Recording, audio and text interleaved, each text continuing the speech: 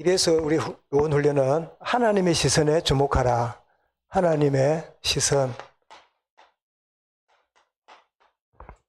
주목하라 하는 제목입니다. 이걸 한번 여쭤보겠습니다.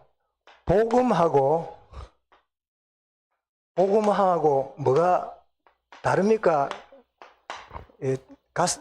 다릅니까? 같습니까? 복음하고 복음화하고. 네? 어때요? 우리 방언에서 물어볼까요? 이 복음하고 복음화하고 같은 말입니까? 다른 말입니까? 어떻게 다른 것 같아요?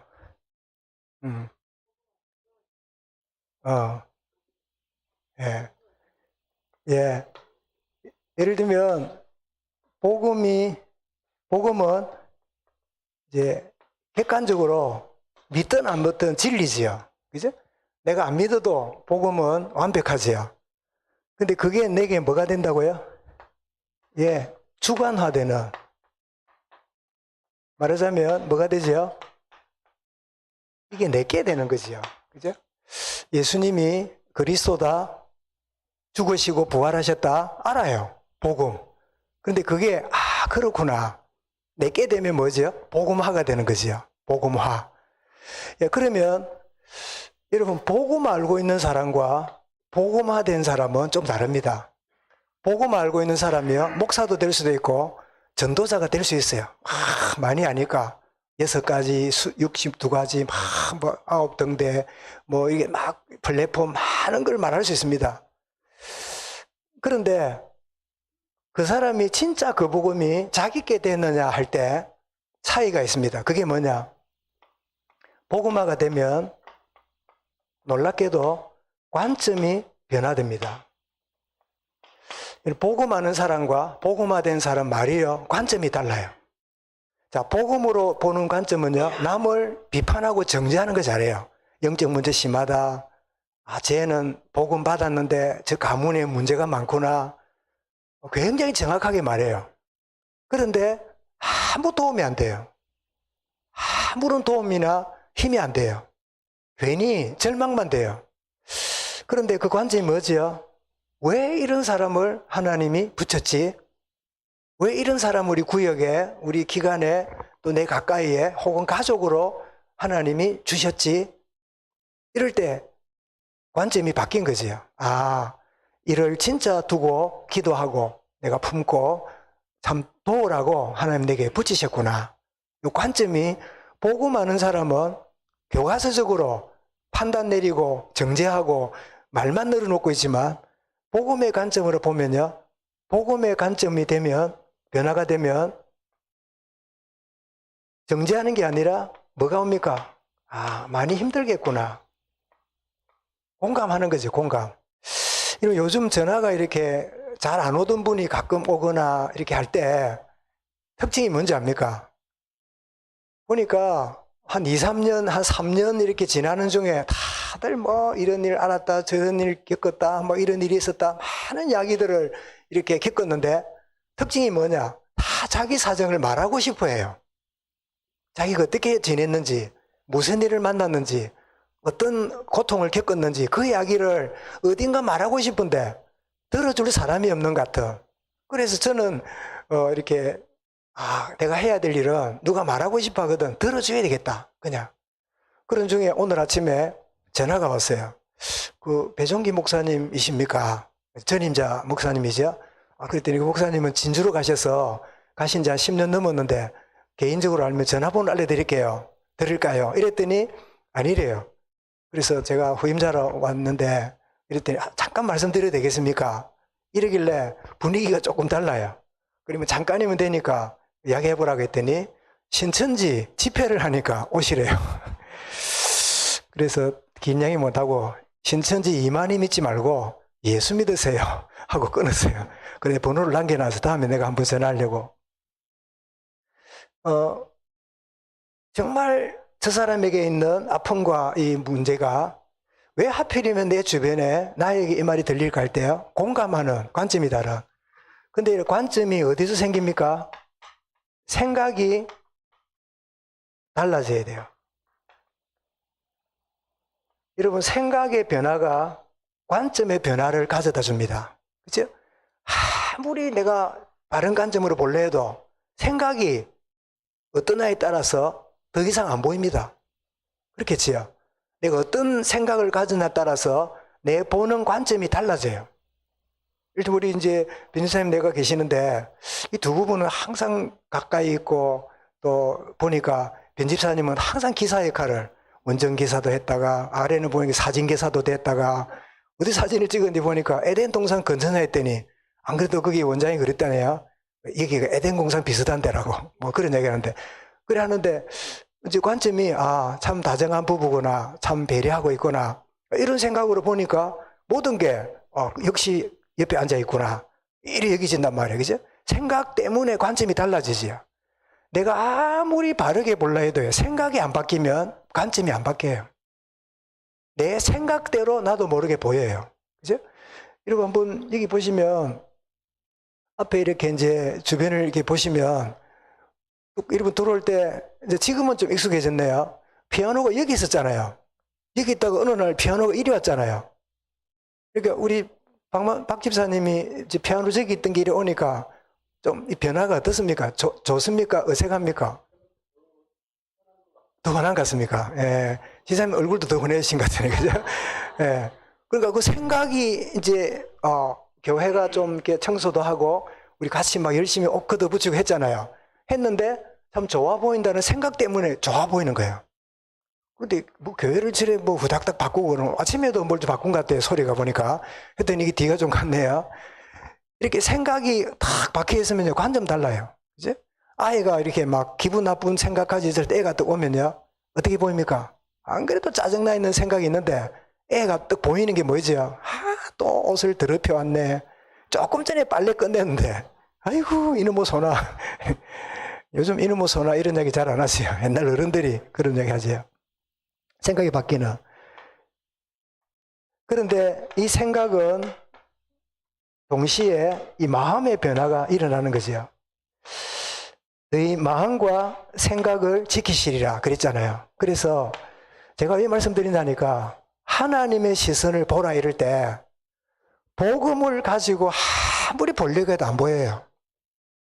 복음의 원리 가지고 아무리 적용해도요 하나님 시선이 아니고 전부 다 내 동기로 목사는 교회 부흥시키려고 중직자는 지교회 막 키우려고 또 막 어떤 이들은 자기 어떤 동기를 인정받으려고 막 이러는.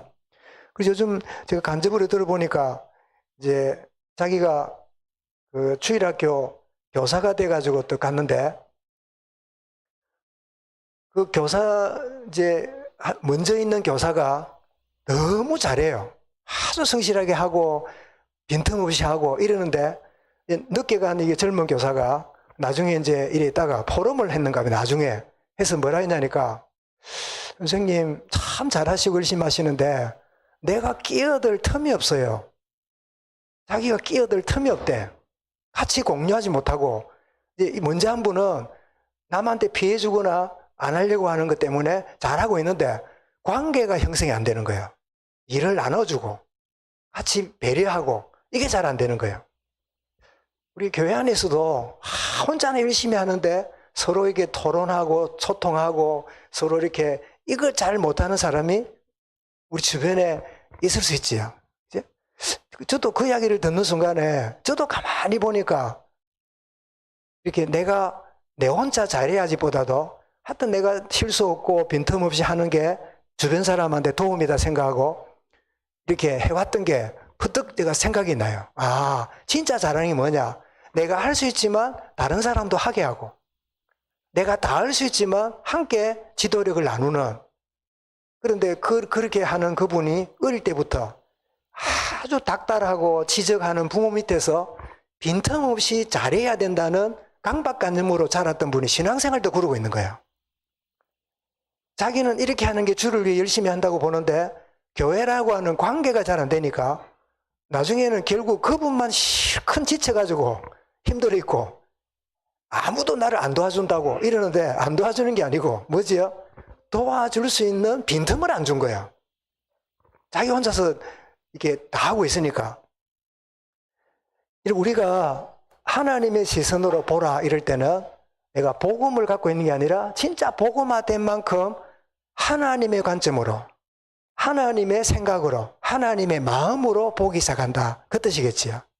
그래서 이 하나님의, 그래서 우리가 하나님의 이 뜻, 그리고 하나님이 원하시는 방향, 그리고 하나님이 원하시는 목적, 이런 것이 다 포함된 단어가 하나님의 시선이다 이렇게 볼 수 있겠는데, 그러면 하나님의 시선에 주목해야 되는데 이렇게 복음으로 관점과 생각과 마음이 변화되어서 하나님의 뜻과 방향과 목적을 딱 찾는 사람 보고 핵심 요원 이렇게 말하지요. 그러면 핵심 요원이 누군가? 보면 마가복음 13장에 보니까 주님이 원하셔서 택하고 부르신 자들, 주님이 부르신 자예요. 누가복음 10장에도 주님이 따로 세운 70인 요원이었지요. 로마서 16장에 로마 복음화를 위해서 부름받은 제자들이지요. 이렇게 이런 교회가 크든 작든 조직이 많든 적든 간에요, 항상 그 생명 공동체 안에는 핵심 역할을 하는 일꾼들이 있어요. 이런 부름이 있지요. 자, 그렇게 부름받고 있는데 누가 정말 핵심 요원인가? 이럴 때 한마디로 주님의 부르심을 입은 자, 내가 자원한 게 아닙니다. 부르심을 입은 자. 이런 교회 안에 이 직분이나 사명은요, 내가 자원해서 하는 게 원칙이지만 주님이 나를 부르셨다는 걸 놓치면 자원하는 마음이 없어지면 어찌 됩니까? 그러면 그만두게 되지요.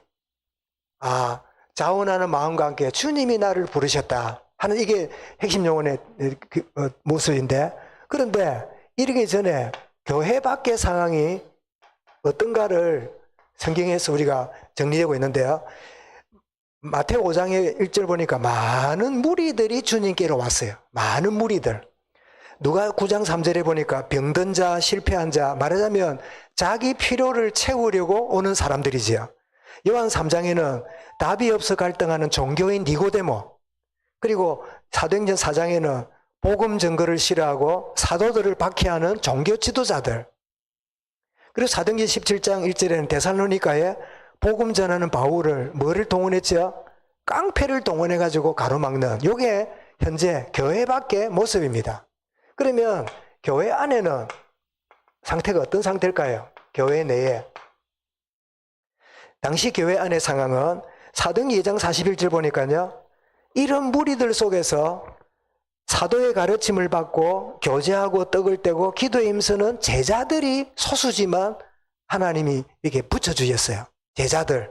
그리고 사도행전 4장 4절에는 말씀 듣고 믿음으로 결단한 수많은 영혼들이 교회 안으로 들어오지요. 사도행전 6장 7절에는 심지어 복음 듣고 어떻게 해요? 죽게 돌아오는 제사장들까지 돌아오는 그런 일이 교회 안에 벌어졌고, 사도행전 6장에는 유대 안팎에 있던 종교 생활하던 사람들이 주님께로 돌아오는, 그래서 교회 밖에는 많은 복음을 방해하고 거역하는, 온다 하더라도 무리들이지만은 교회 안에는 누가요? 참된 제자들이 이렇게 나왔음을 보게 됩니다. 그래서 이 제자들을 향해서 주님이 주시는 방법이 보이는데요. 그 방법이 네 번째입니다. 마태오 28장 19절 20절 보니까 너희는 가서 제자 삼아라. 마가 3장에도 임마누엘을 누려라. 그래서 임마누엘을 누리는 게 전부 다지요. 그래서 주님의 방법은 하라가 아니라 내가 너희와 함께 하겠다, 내가 너희를 통해서 하겠다 하는 게 주님 방법이지요. 그러면서 주님이 이렇게 해가는 주님의 시선이 나오는데요. 그 방향이 뭐냐? 마가 16장 15절 보니까 치유 대상자들을 바라볼 때 아까 말씀드렸죠. 관점이 우리 교회는 이런 사람은 와 있나? 왜 우리 지교회는 막 이런 사람은 오지? 왜 우리 주일학교는 이런 애들만 있을까? 맞지만은 관점이 틀렸어요. 아니다. 이들에게 진짜 복음이 필요한 거다. 진짜 복음이 필요한 사람들을 내게 붙이셨구나. 이렇게 여러분 관점이 바뀌어지면 다르지요. 그래서 치유 대상자들을 복음으로 살려주라는 걸로 볼 줄 아는 마태의 18장 18절에도 세상 끝날까지 모든 족속으로 제자 삼아서 함께 하겠다고. 그리고 주님의 그 시선이 뭐죠? 너희 힘으로 안 된다. 오직 성령의 능력으로 이 일을 감당해라. 1절 8절이죠. 그래서 이 모든 거를 깨달은 제자들이 나옵니다. 깨달은 자. 이 깨달은 자들이 누구냐? 베드로지요. 베드로가 복음을 전하고 말씀을 전할 때 제자가 일어나는, 바울도 마찬가지입니다. 회당과 서원을 찾아가서 제자를 세우지요. 디모데도 디모데서 2장 2절 보면 네가 내게 받은 것으로 충성된 사람에게 전해라. 그러면 또 다른 사람을 내가 세울게 될 거다. 그 제자로 세워가는. 그래서 루디아도 그 빌립보에서 이 현장에 준비된 제자였잖아요. 그 바울이 아무도 없으니까 그냥 현장에서 복음을 이렇게 제시할 때 주께서 루디아의 마음을 열어주셨잖아요. 무리가 아니라 제자로 붙여주신 거지요. 브리스가도 마찬가지입니다. 복음의 동력자인데 얼마나 참 이 바울의 동력자가 되었는지 뭐를 걸었다고요? 목이라도 내어나오서리라. 참 우리 바울 개인을 위해서 그렇게 할 수가 없지요. 진짜 바울이 하나님의 원하시는 방향으로 가고 있을 때 여기에 내가 함께하는 게 주의 뜻이구나, 이렇게 아는 걸 의미하는 거죠. 그 로마서 16장에도 식주인, 보호자, 후견인 이런 사람들이 다 일어나지요. 그리고 교회 안에서는 식주인으로, 그리고 전도자에게는 보호자로, 그리고 후대들에게는 뭐지요? 후견인으로. 그래서 저희 교회에 랩런트가 많지는 않지만요, 여러분 그 가운데 내 피부치 관계된 그 외에 우리 주변에 있는 랩런트나 주변에 볼 때요, 내가 좋은 기도에 여러 모양으로 후견인으로 하나님 나를 세우셨다. 이거 아는 게 참 중요합니다. 그리고 아이들이 문제가 있을 때 부모들에게 말을 못하는 것도요, 영적 후견인에게는 말할 수 있잖아요. 그래서 우리 이 피부치 관계가 굉장히 가깝지만은 진짜 중요한 이야기는 잘 못하는 관계예요. 그런 걸 많이 느끼실 거예요. 여러분 틀림없는 자식이고 피부치인데도 어떤 깊은 이야기를 말하면 탁탁 걸리잖아요. 오랫동안 이 선입관이 있기 때문에 그런 의도가 아닌데 얘는 그런 의도로 들어요. 그러다 보니까 여러분 내버려 두고 가만히 기도만 하고 있잖아요. 그러고 있으면 희한하게 다른 만남을 통해서 하나님 답을 얻게 하시는 경우들을 굉장히 많이 봅니다. 그래서 가끔 이제 말씀드리죠. 뭐 노회나 주변에 저한테 뜬금없이 자기 문제나 또 교회의 어떤 문제나 이 전화가 와요. 오면 자기 섬기는 교회 목사님이 있는데 그 목사님한테 전화를 안 하고 왜 저한테 할까요?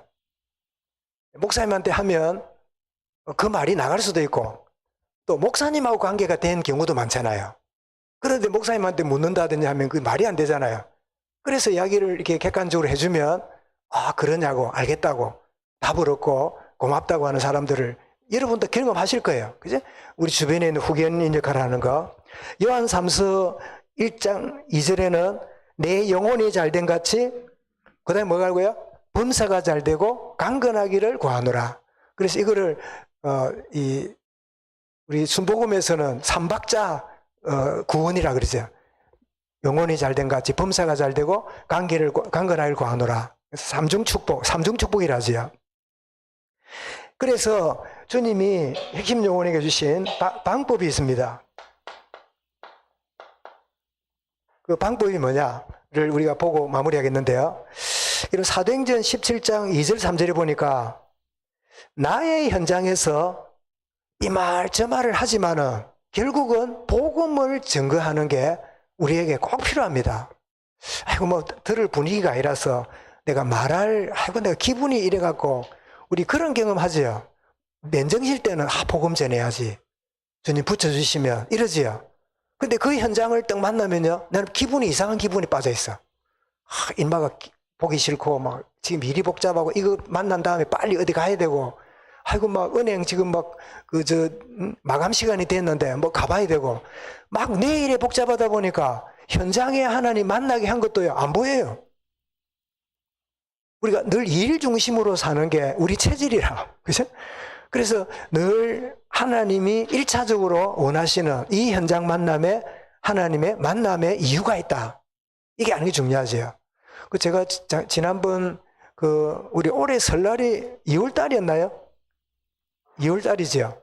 그 2월 달에 왜 작년 4월에 어머니 돌아가셨고 산소가 양산에 있어서 이렇게 가다가 내렸는데 배가 고파서 편의점에 도시락을 먹으러 들어갔다 안 했습니까? 그리고 갔더니 우리 아내랑 나를 보더니 목사님이지요, 뭐 사모님이지 이러길래 그래 보입니까? 아 그래 보인다고. 그러면서 옛날에 다녔던 교회 목사님 사모님 기억나서 뭐 그런 이야기를 하길래 아 이분이 예비된 분이겠다. 그리고 전환점 하나 주고 그리고 이제 벌써 4월이니까 한 2달 남짓 지났잖아요. 마침 거기 양산에 우리 후배 목사가 하나 있어요. 근데 후배 목사한테 전화는 했는데 혼자 가봐라 이러면 좀 분위기 그러니까 어떤 계획이 돼갖고 제가 이번 주에 양산을 갔다 왔어요. 그 친구 만나가지고 점심 한 끼 먹고 같이 갔어요. 또 갔더니 나이가 한 60 중반 후반 되는 점주가 없어요. 그래서 여차여차해가 왔다고 이러니까 아 우리 어머니라고 우리 보니 딸이라. 그래서 시어머니입니까 친정어머니까 이러니까 씹었더니 친정어머니래요. 아 딸이 또 앉아 있는 거야. 그런데 여차여차 해가지고 다시 오게 되고 우리 목사님 모셔와서 이랬다 했더니 그때서 진심을 말해요. 아, 목사님 교회를 나갔었는데 나갔더니 좋기는 좋은데 이상하게 막 부담이 되고 이래서 뭐 뜬뜬한 상태라고. 그리고 무슨 교회냐? 하나님의 교회래. 안상호 2단이래. 2단이니까 얼마나 부담을 줍니까? 집에 가면 안 된다. 뭐 여기 자라. 합숙해라. 이러니까 사람을 막 잡아 묶어 놓잖아요. 그래 우리가 온 거는 교회 가라고 오라고 한 게 아니고 이 목사님이 틈틈이 찾아오신다. 예수님도 안 그랬냐? 현장을 찾아갔잖아. 그랬더니 긴장을 풀더니요. 그 전환점을 받고 어머니 오면 이야기하겠다고. 그래 이제 우리 이상호 목사라고 우리 교회 한번 왔었잖아요. 와가지고 천년왕국설 좀 다른 관점으로 말해가 약간 분위기가 그런 친구 있잖아요. 또 이야기를 해요. 그래 이 목사 그래 여러 관점이 있는데 여러 관점 중에 하나라고 생각해야지 요것만 옳다 하면 잘못하면 이단 소리 듣는다. 이 신천지가 딱 그것만 주장하다가 이단 소리 듣듯이 잘못하면 그러니까 주장하되 다른 말도 듣고 이러면서 그래야 성숙한다. 이 이야기하고 그랬는데 어쨌든 붙여놨고 이제 왔으니까 저는 이제 뭐랄까요. 한 몇 달 짐을 내려놓았어요. 가까이 이제 붙여놨으니까. 어쨌든 이 현장에 복음 받을 사람을 주님이 준비해 놓으셨다. 문제는 뭡니까? 내 관점이 안 열리는 거지요. 내가 자꾸 다른 일과 감정에 쌓이다 보니까 그래 안 못 보는 거지요. 이제는. 그리고 두 번째로 사도행전 16장 16절부터 18절에 보니까 부활하신 주님을 더욱 의지하는 말하자면 현장성이지요. 부활의 주님이 부활절만 임하는 게 아니라 부활의 주님이 누구랑요? 지금 나와 함께 계시는 거예요. 이런 부활의 주님이 지금 여러분과 함께 계십니다. 이제 그 주님이 함께 하신다는. 그래서 내가 던지는 말이요. 내 말이 아닙니다. 내 말에 부활의 주님이 역사하시는 거예요. 여러분 멀쩡하게 댕기고 허접하게 다니다가 결정적인 순간에 마패를 딱 꺼내갖고 언덕 위에 서서 뭐라고 말합니까? 암행의사 철도야! 이래 말하잖아요. 그러면 사또고 뭐고 전부 다 숙여가지고 왜? 암행의사 철도란 말이 뭐죠? 왕의 명령받은 특사라. 그러면 그 사람 한마디가 그 사람 말이 아니에요. 누구 말이죠? 왕의 말이라. 우리는 누굽니까? 영적인 하나님의 암행의사라. 막 허풍지기거나 뭐 말할 건 없지만 그런 영적인 자부심이 필요하지요. 그리고 사도행전 19장 11절부터 2절 보니까 하나님의 말씀의 능력을 의지해야 되는데요. 왜 이런 말이 나왔냐니까 우리는 때때로 내가 약해서 내가 말을 못해서 하고 내가 복음이 제대로 안 돼서 하면서 나를 의지하는 사람이 많아요. 나를 의지하거나 나에 빠지면 안 돼요. 누구라고요? 그리스도의 능력을 의지하는 게 우리에게 필요하지요. 다시 말씀드리죠. 우리 소은이가 잘 자라가지고 저도 어떤 때는 저게 소명인가 소은인가 헷갈릴 때가 많아요. 그리고 우리 소명이가 보니까 말을 참 예쁘게 하더만요. 문 집사님, 우리 온 교인들이 기도한 응답인 줄 아시지요? 하나님, 아이가 말을 왜 저래 합니까? 이거 막 기도했는데, 응답으로 저래. 말도 예쁘게, 엄마 안 닮았대. 엄마 같으면 사발 깨진 소리 할 건데, 아주 왜 말도 예쁘게 하고, 응? 문 집사님, 인정하지요? 기도 가운데 이제 잘하잖아요. 그런데, 우리 소원이가 저 뒤에 가서 스위치를 누르면 불이 지될까요? 불이 다 꺼집니다. 이제? 우리 장로님이 누르면 어찌 됩니까? 다 꺼집니다. 이제? 이거는 소원이 장로님 능력이 아닙니다. 스위치만 누르면 불이 켜지고 깨지는 거예요. 하나님의 능력을 의지하는 건 이와 똑같아요. 그죠? 이런 병든 사람, 귀신 들린 사람 있을 때요. 이거 내가 기도하면 낫겠는가? 기도한다고 저게 낫겠는가? 이래 염려할 거 없어요. 주의 이름으로 귀신은 떠날지어다. 병든 자는 일어날지어다. 그래서 선포하는 거예요. 주님이 어떻게 하시는가는 주님 소관이라. 아멘. 나를 의지하지 말고. 그리고 마태복음 16장 15절에 병든 자들 치유에, 여러분 치유되는 게 목적은 아닌데 치유가 복음을 받아들이는 도구가 돼요. 그래서 사람이 멀쩡해 있다가 몸이 안 좋거나 이러면요, 영적으로 굉장히 갈급해지는 사람 많아요. 그게 하나님의 계획이지요.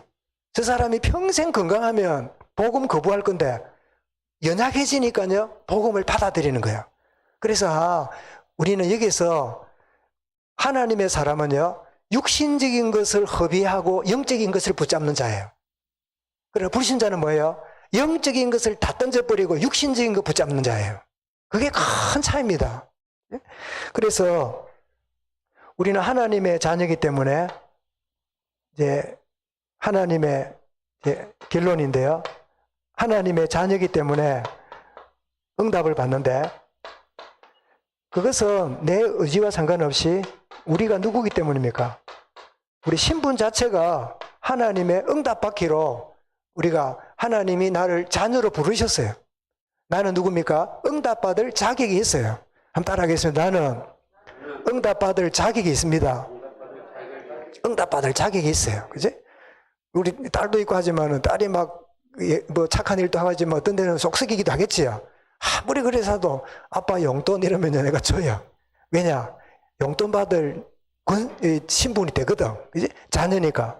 두 번째입니다. 왜 우리가 자녀의 응답을 받습니까? 그것은 이런 하나님 자녀에게 신분이 자녀이기 때문에 응답을 주시지요. 그런데 그 응답은 어디서 일어납니까? 현장에서 주어져요. 그리고 여러분 현장이 없으면 하나님의 응답이 있는지 없는지를 몰라. 주로 거의 불신자처럼 의식주라든지 여기에 다 된다 안 된다 쪽에 빠지게 되지요. 하나님의 응답이 어디에 있을 때요? 내 마음이 현장에 있을 때 하나님의 응답이 있음을 알게 되고, 그리고 세 번째로 자녀인 우리가 응답을 받는데 그것은 오늘 우리 낮 말씀처럼요, 나의 기대와 소망이 우리 1번이나 육신의 종, 안목의 종, 이생의 자랑이 아니고 뭘 먹을까 마실까 입을까가 아니라 진짜 먼저 그의 나라와 그의 의를 구하는, 먼저, 이 말은 요 모든 게 필요하지만 요게 우선이 되면 뭐가 되지요? 나의 동기가 되지요. 이거는 불신자들의 모습이잖아요. 하나님, 내가 원하는 거, 바라는 거, 내가 기대하는 거, 이걸 해주십시오. 여러분, 자녀들이 지 역할을 하고 나가면 피로를 채우는데 애가 지 역할은 안 하고 날 와가지고 엄마 밥 줄 거가, 다음 달에 용돈 줄 거가, 신발 사줄 거가, 스타킹 사줄 거가, 마스크 사줄 거가, 계속 그런 이야기만 하면 자녀이기 때문에 여러분 들어는 주지만 부모로서는 걱정해요. 이제 당연히 얘가 밖에 나가서 놀고 이럴 때, 제가 보니까 신발이 시원찮네 하면 운동화도 사주고, 또 지가 역할을 하는데 책이 필요하면 책도 사주고, 먼저 그의 나라와 그 일을 구하면 육신적인 부모인 우리도 거기에 채운다면 진짜 나의 기대와 소망이 먼저 그의 나라와, 그리고 내가 죽는 것도 유익하다고 생각하는 생명걸 가치를 아는 기대와 소망을 붙잡는다면 하나님의 자녀인 우리에게 응답이 이런 자연스럽게 임할 수밖에 없지요. 그래서 핵심 요원은 하나님의 시선에 주목해야 되는데 딱 한마디로 말한다면 복음의 관점, 내 생각이 변화되고 마음이 변화된, 그래서 하나님의 뜻과 방향과 목적에 나를 딱 맞추고 있으면 응답을 주신다 안 준다가 아니라 하나님이 응답을 주실 수밖에 없는 이 축복이 우리 온 교회와 특별히 중직자들에게 렘넌트들의 있기를 주의 이름으로 축원합니다. 감사합니다. 주님, 하나님의 시선에 주의하는, 주목하는 중직자들과 우리 온 성도들 되게 하여 주옵소서. 예수 그리스도 이름으로 기도드리옵나이다. 아멘.